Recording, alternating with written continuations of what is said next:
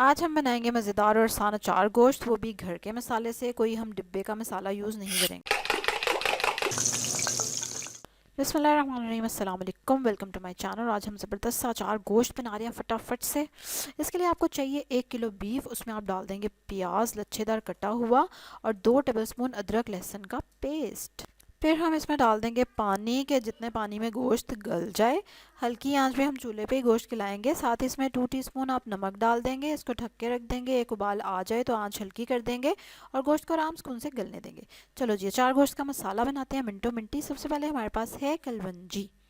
ये कितनी चाहिए हमें? 1 टीस्पून। फिर हमें चाहिए मेथी दाना ½ टीस्पून। फिर हमें चाहिए सौंफ 1 टीस्पून। इतना मज़े का इसका टेस्ट बनता है। और हमें चाहिए राई दाना ½ टीस्पून। और साथ ही हमें चाहिए अजवाइन ½ टीस्पून। अजवाइन इज़ माय फेवरेट स्पाइस। और साथ हमें चाहिए दड़ा मिर्च 1 टेबल स्पून। ठीक है, ये हमारा हो गया अचार गोश्त का मसाला। अब इसको हम क्या करेंगे, मज़ीद मज़ेदार बनाने के लिए, इसके फ्लेवर्स इन्हांस करने के लिए, इसको आप किसी पैन में कर लें या मैं तवे पे ही कर रही हूँ। हल्की आंच पे आपने तवा रखा और हल्का सा वो गर्म होगा तो आपने मसाले डाल देने हैं। ज़्यादा गर्म नहीं करना क्योंकि ये मिनट लगता है, मसाले जल जाएंगे और जल गए तो सारा टेस्ट ख़राब हो जाएगा।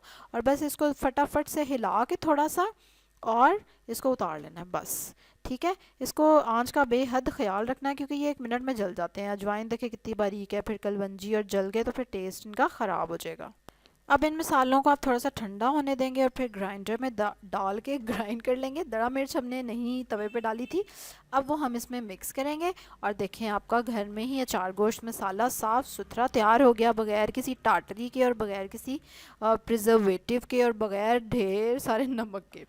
और इसका फ्लेवर डेफिनेटली पैकेट के मसाले से बहुत ज़्यादा होगा और ज़्यादा खुशबूदार अचार गोश्त बनेगा और ज़्यादा मज़ेदार बनेगा।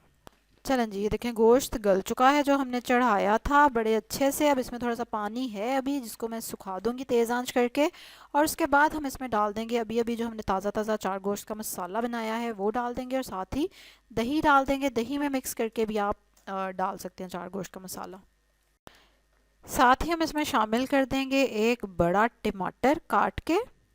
अब इसमें जाएगा 4 टेबलस्पून ऑयल या घी, जो भी आप खाते हैं।